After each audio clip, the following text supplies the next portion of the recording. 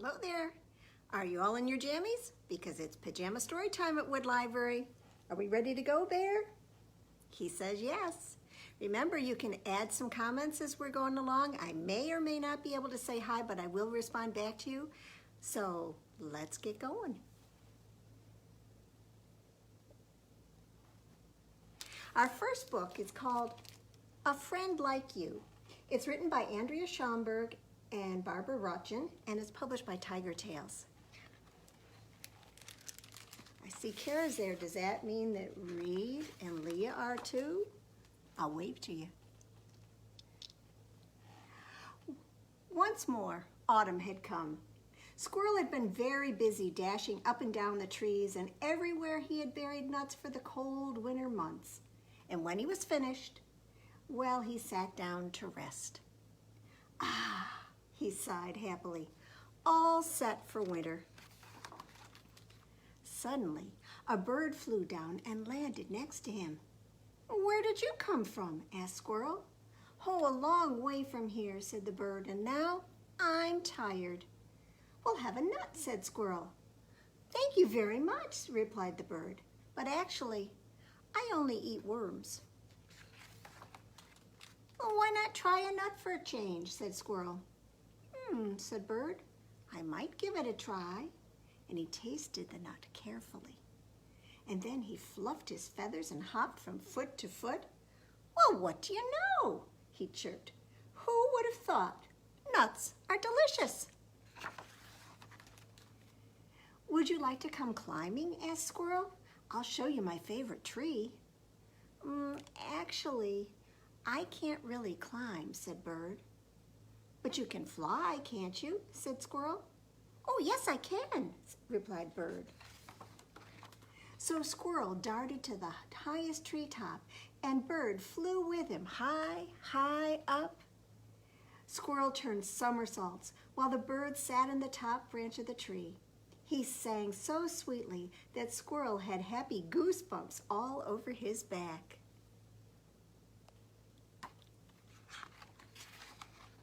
"Come sing with me," called the bird. "Oh, actually, I can't sing," said Squirrel. "Well, then why not hum along?" suggested Bird.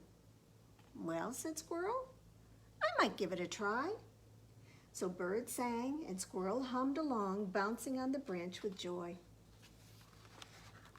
They played and climbed and jumped and hopped and flew and sprang and sang together all day long. And then they sat on the grass, eating and watching the sunset. "I'm so happy I met you," said the bird. "I'm happy too," added the Squirrel. "When you sing, it gives me happy goosebumps all over my back. Imagine us meeting like that, out of the blue, and having so much fun together." "Yes," agreed the bird. "I never thought I would meet a friend like you." "You know what?" said Squirrel. "I've buried so many nuts, more than enough for two, and there's so much space in my nest. Would you like to stay with me?" "Yes," replied Bird. "I would, very much, but I can't." "Why not?" asked Squirrel. "Well, it was wonderful spending the day with you," said Bird, "but I'm a bird, see? I can't eat nuts all the time. I'd miss my worms. And it makes me so happy to fly. I'm sorry, but I can't stay." "Oh, wait," exclaimed Squirrel. "You could still eat worms and just have nuts for a change. And you could fly anywhere you like and then come back again. There are so many fun things we could do together." The bird thought for a moment, and then he smiled and said, "I might give it a try." And that's how Squirrel and the bird stayed together. It didn't matter at all that they were very different. It was exactly right, just the way it was. I like that story, don't you? It's always nice to give a new friend a chance. Well, I think we better do a finger play. Anybody have any ideas of what you'd like to do? maybe we can cook some hot dogs. I don't know if squirrel or bird would eat hot dogs, but I know you would. So can you show me your 5 fingers and we'll pretend each one is a hot dog? Get your pan nice and hot, and here we go. I've got 5 little hot dogs cooking in the pan. The grease got hot and one went bam. So fold one down. 4 little hot dogs are cooking in the pan. The grease got hot and one went bam. 3 little hot dogs are cooking in the pan. The grease got hot and one went bam. 2 little hot dogs are cooking in the pan. The grease got hot and one went bam. So then 1 little hot dog was cooking in the pan. The grease got hot and the one went bam. So no little hot dogs are cooking in the pan. The grease got hot and the pan went bam. Hi, Jonah. Hi, Eliza. I'm so glad you're joining us. I won't forget what you two like to have me do, but we're going to have another story now. I hope you've all had dinner. I haven't had mine yet, and I hope I won't get too hungry reading this story. This is called A Cooked Up Fairy Tale. It's by Penny Parker Klostermann, illustrated by Ben Mantle, and it's published by Random House.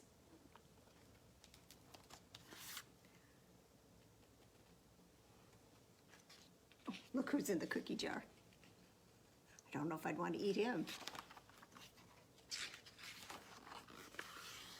Well, although William lived in the magical land of fairy tales, he preferred pastries to princesses, kitchens to kingdoms, and recipes to the royal reporter. Where is he? That's him right there. Hi, Sawyer. Well, William dreamed of being a chef known throughout the land. Whether sautéed, sifted, basted, or baked, pureed, poached, filleted, or flaked, William's dishes were perfect. But cooking happily ever after, well, that was a different story. He tried working at the brick house.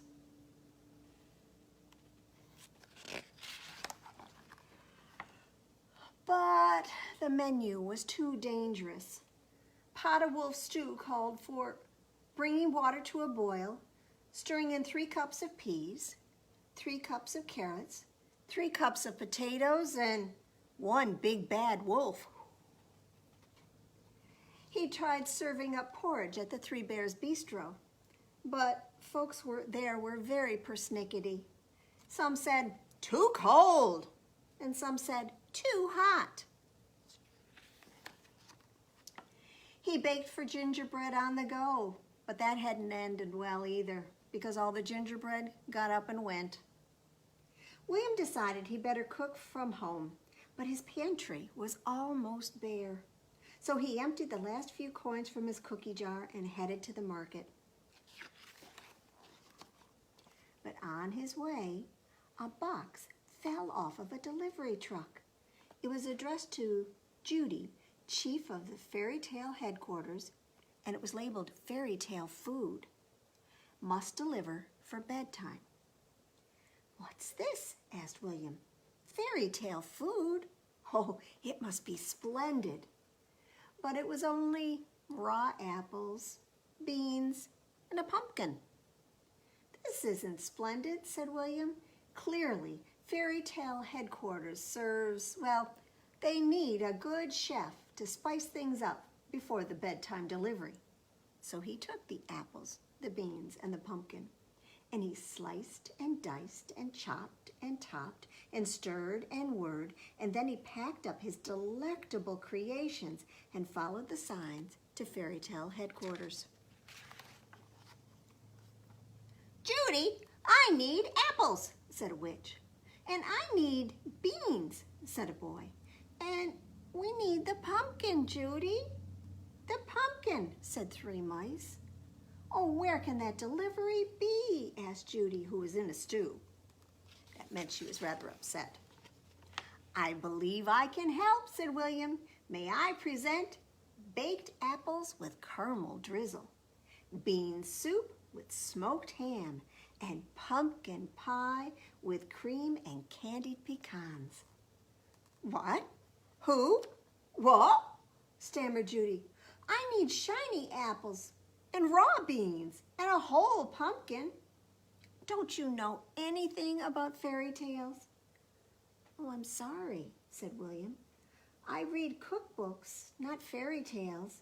But maybe I could... Oh, you've cooked up enough trouble, said Judy. It's bedtime and the tales must begin. Oh, now leave and take this book of fairy tales with you. So William plopped down right outside the kingdom wall and he opened up the book. Poison apples, beanstalk, a pumpkin coach. Oh my, said William.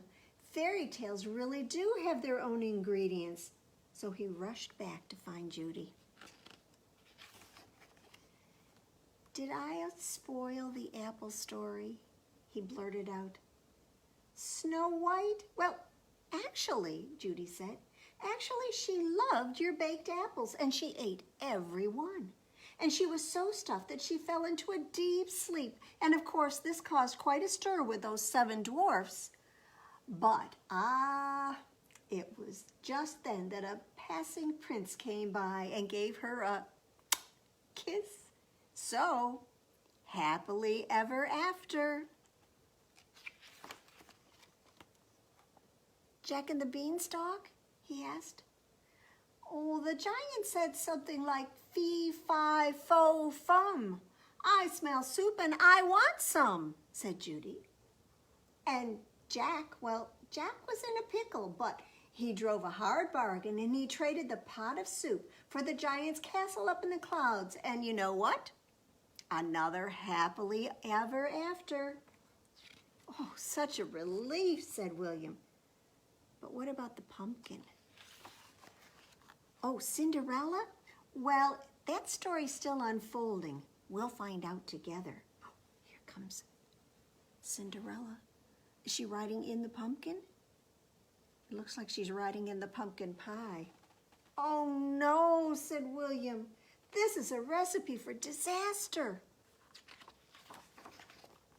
She stepped out of the pumpkin and then went slip and then went flip and her shoe flew off and went whack right on the prince's head. Smack.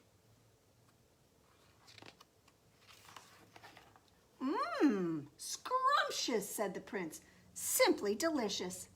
He took another bite and said, I vow to search all the land until I find the baker of this pie, and I'm going to marry her. Well, Cinderella slumped in her puddle of pumpkin. Oh, this isn't happily ever after, sighed Judy. Happily ever after, murmured William. Well, then he strode right into the fairy tale. Your Highness, he said, I baked the pie, and I will bake you pies ever after, but may I suggest that you can have your pie and your princess too? The prince gazed at Cinderella. Oh, you're a feast for my eyes, he said. Would you care to dance? My, said Judy. It looks like you've cooked up another happy ending. And from that night forward, the prince and his princess ate like kings and queens. And William, well, he cooked, can you say it with me? Happily ever after.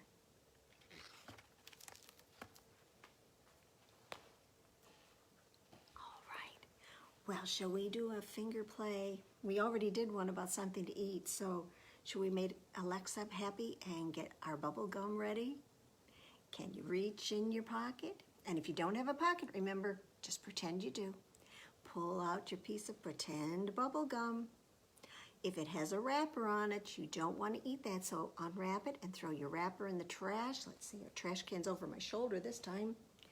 And then we're going to pop the gum in our mouth, chew it up until it's really soft and squishy, and then we're going to do something disgusting with it. Are you ready? Let's go.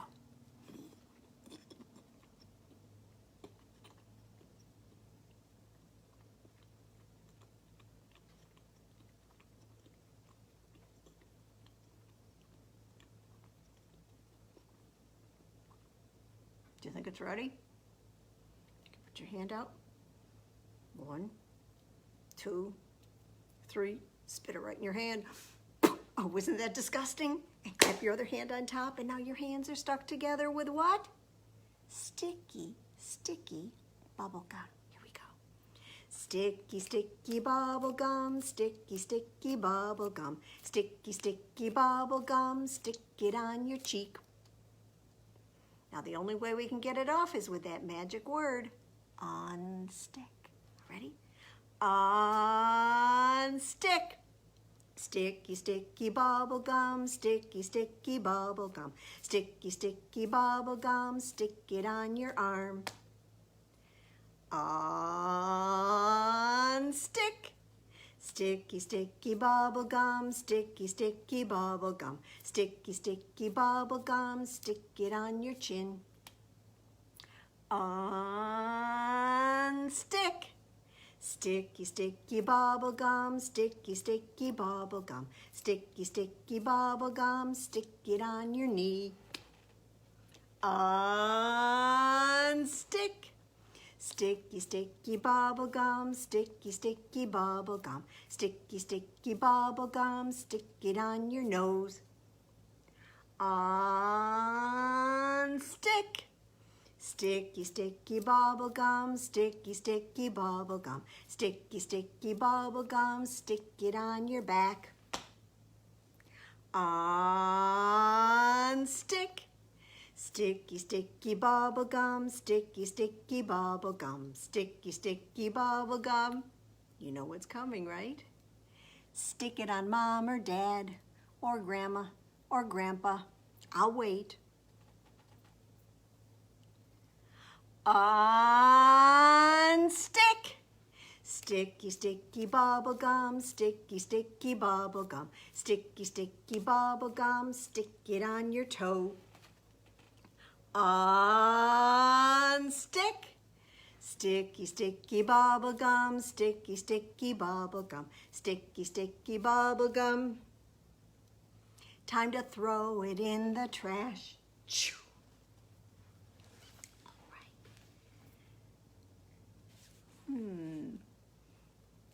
Some of you may have already had a bath tonight. This is called The Big Red Tub. It's by Julia Jarman with pictures by Adrian Reynolds, and it's published by Orchard Books. That's a tub full, isn't it? Well, Stan and Stella in the big red tub. I splash, you splash, splash, splash, splash. Bubbles in the bath, water on the floor. But who's this scratching at the door?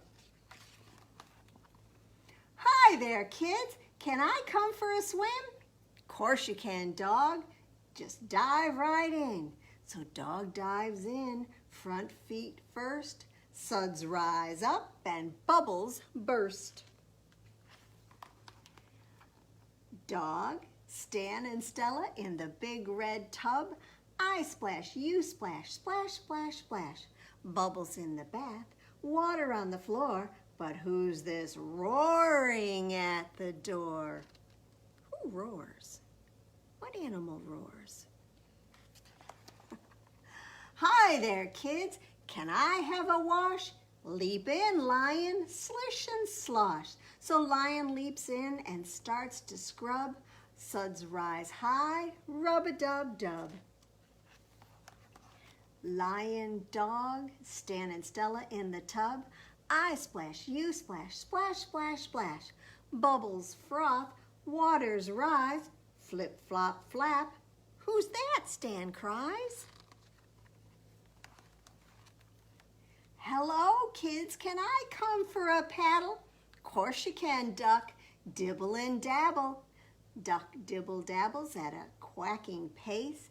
Bubbles fly all over the place. That's a lot of bubbles. Duck, lion, dog, Stan and Stella in the bath. I splash, you splash, splash, splash, splash. Water overflows, bubbles mount. The bath is starting to bob about. And then, hurtles in. Can I have a dip? Pursued by penguin. I want to flip. Giraffe races in. Make room for me. I'm being followed. Who can it be? It's hippopotamus. He slips on the floor. He slides under the tub, which goes sloosh through the door and down the stairs, oh so very fast. Kangaroo wants a ride, but the tub shoots past. But Kanga's determined. She takes a bound, so the big red tub suddenly leaves the ground. It flies twice round the world, over mountain and plain. Whee! Till a flock of flamingos tows it home again. Bubbles in the tub, water on the floor. Who is this coming in the door? Do you think there's room for anyone else? Oh, it's Mom! Rub-a-dub-a-giggle, rub-a-dub-a-dub. Let's tell Mom about our big red tub.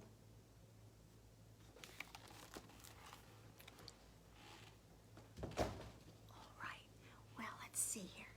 What can we do for another finger play? About getting ready for bed. I know some critters who don't like to get to bed. They'd rather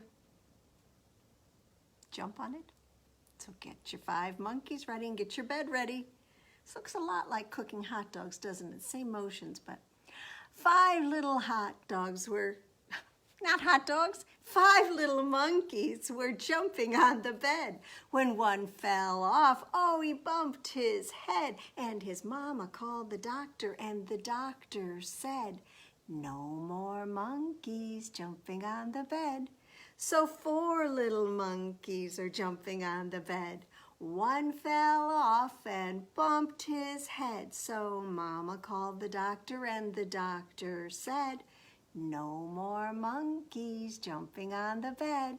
So 3 little monkeys were jumping on the bed. One fell off and bumped his head. So Mama called the doctor, and the doctor said, no more monkeys jumping on the bed. That means 2 little monkeys were jumping on the bed. One fell off and bumped his head. So Papa called the doctor, and the doctor said, no more monkeys jumping on the bed. And that leaves 1 little monkey who is jumping on the bed. When she fell off, she bumped her head. But her mama called the doctor, and the doctor said, no more monkeys jumping on the bed. So no more monkeys. Well, this is kind of a tall book, and it's called The Tickle Monster. It's by Edouard Manceau, and it is published by, can I find out? Abrams Appleseed, it says on the back. Look at that monster. You wouldn't think he's ticklish, would you? Or maybe he wants to tickle whoever he finds. Hey, Tickle Monster, you don't scare me. If I tickle your horns, you can't poke me. Did you see they fell off? If I tickle your arms, you can't catch me. If I tickle your feet, you can't run after me. If I tickle your teeth, you can't bite me. If I tickle your tummy, you can't swallow me. If I tickle your ears, you can't hear me. If I tickle your nose, you can't smell me. If I tickle your eyes, you can't see me. And now if I tickle your head, you're gone. Goodbye, Tickle Monster. Whew. I can finally go to sleep. But if you ever come knocking at my door, Tickle Monster, beware. I will tickle you again. You know what I like about this story? Let's go back to when he's all gone. Look what happened to all the parts of the monster. His horns became the moon. His arms and legs became trees. What else do we see? Those are his eyes and his nose and his head and his belly and his teeth. That's one way to take a monster apart.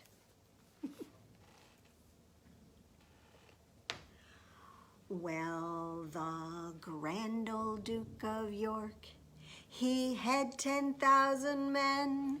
He marched them up to the top of the hill. You stand up. I can't, or else I'll go outside of the frame of my camera. And he marched them down again. For when they were up, they were up. And when they were down, they were down. And when they were only halfway up, they were neither up nor down. Okay, I think we're going to do it again, but we're going to do it a little bit faster. Are you ready? The grand old Duke of York, he had 10,000 men. He marched them up to the top of the hill, and he marched them down again. For when they were up, they were up. And when they were down, they were down. And when they were only halfway up, they were neither up nor down. Okay, guess what? If you've been to Pajama Storytime, you know that we do it 3 times. 1 regular speed, 1 a little faster, and 1 as fast as Mrs. Ferris can sing it, and it always has the tricky part, so don't get lost along the way in our song, okay? Are you ready? All loose? Okay. The grand old Duke of York had 10,000 men. He marched them up top of the hill, he marched them down again. He marched them to the left, he marched them to the right, he marched them over upside down. Oh, what a funny sight, for when you're up, and when you're down, and when you're only halfway up, you're neither up nor down. Oh, that was fun. All right, we've got one more story before we have something on the flannel board. And this is a going to bed book. This is called Goodnight, Lulu. It's by Paulette Bogan. She does the story and the illustrations, and it's by Bloomsbury Children's Books. She looks a little nervous, doesn't she? Do you think she's afraid to go to bed? Well, I hope not. And I don't know about those 2 pigs. Do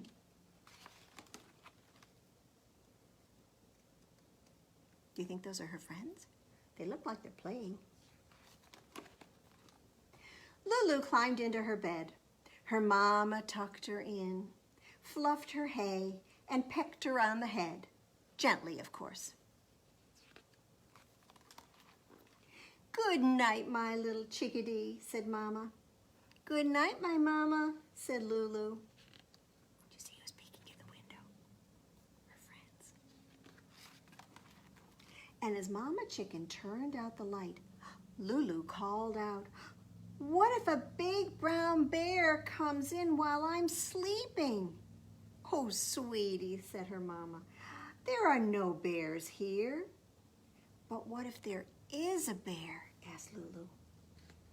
"Well then, I would flap and cluck and scare it and chase it all the way back to the forest where it belongs," answered Mama. Lulu smiled. "Good night now, my sweetie pie," said Mama. "Mama?" asked Lulu. "Yes, Lulu," said Mama. "What if a big striped tiger comes in while I'm sleeping?" she asked. "Oh, honey, there are no tigers here," said Mama. "But what if there is a tiger?" "Well, then, I would pull its tail and roar and drag that tiger all the way back to the jungle where it belongs," answered Mama. Lulu giggled. "Good night now, my little pumpkin," said Mama. "But Mama, what if an alligator comes in while I'm sleeping?" asked Lulu. "Oh, my little Pookie Bear, there are no alligators here," answered Mama. "But what if there is an alligator?" asked Lulu. "Well, then I would stomp and yell and chase it all the way back to the icky sticky swamp where it belongs," answered Mama. Lulu's eyes were getting sleepy. Lulu sat up one more time with a smile on her face. "Mama, what if the pigs come in while I'm sleeping? Do you see them? Do you think she knows they're there? I do." Mama turned back to look at Lulu. "Oh, my little darling, did you say, what if the pigs come in while you're sleeping?" Lulu's eyes widened. Can you make your eyes go wide? Open them. "Well, then I would grab them and tickle them and squeeze them and kiss them all over their faces. And then I would tuck them in and say goodnight." So Mama Chicken did just that. Lulu and the pigs were all comfy, cozy now, and almost asleep when Lulu said, "Mama?" "Yes, my love," sighed Mama. "I love you, Mama," laughed Lulu, and Mama answered, "Good night, my little Lulu. I love you too." And you know what? The bear and the tiger and the alligator, they all slept right where they were supposed to be sleeping. They didn't bother Lulu at all. Well, can you wiggle your fingers and wiggle your toes and wiggle your shoulders? And how about your nose?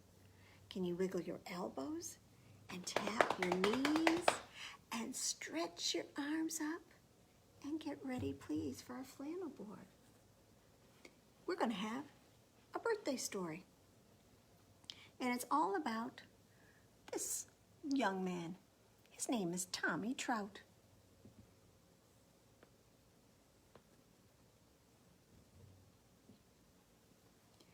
Well, Uncle Randall brought the candles. I'm just going to put those there for him. But Tommy Trout blew them out. Grandma Mabel set the table. Grandma Mabel set the table. Uncle Randall brought the candles, but Tommy Trout blew them out. Daphne Drake brought the cake. Wow. Daphne Drake brought the cake. Grandma Mabel set the table. Uncle Randall brought the candle, but Tommy Trout blew them out. Ollie Gates brought the plates.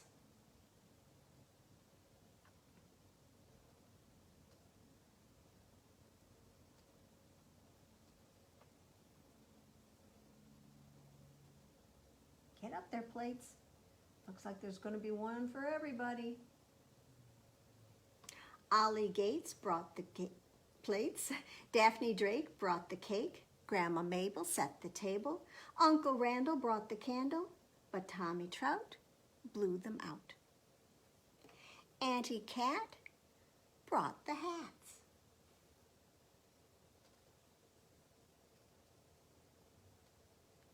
Auntie Cat brought the hats. Ollie Gate brought the plates. Daphne Drake brought the cake. Grandma Mabel set the table. Uncle Randall brought the candles, but Tommy Trout blew them out.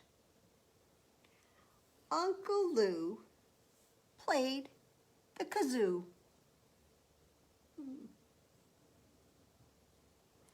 Uncle Lou played the kazoo, Auntie Cat brought the hats, Ollie Drake brought the plates, Daphne Drake brought the cake, Grandma Mabel set the table, Uncle Randall brought the candle, but Tommy Trout blew them out.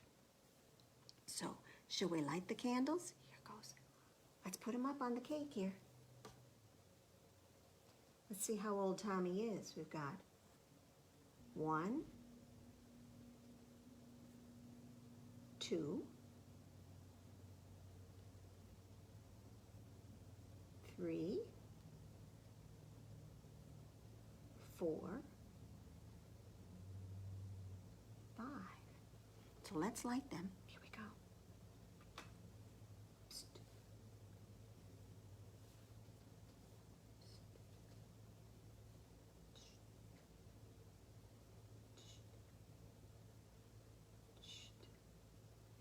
And before he blows them out, I think we ought to sing happy birthday to him. I even brought my kazoo so I could be like Uncle Lou. But can you sing happy birthday while I play? Here we go.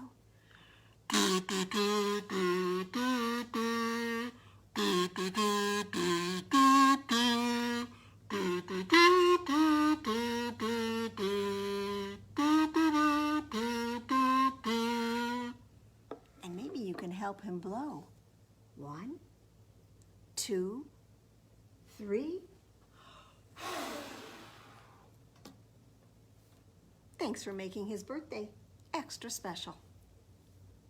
Those are our stories for tonight, and as I mentioned last week, this week is our last Pajama Story Time for the summer.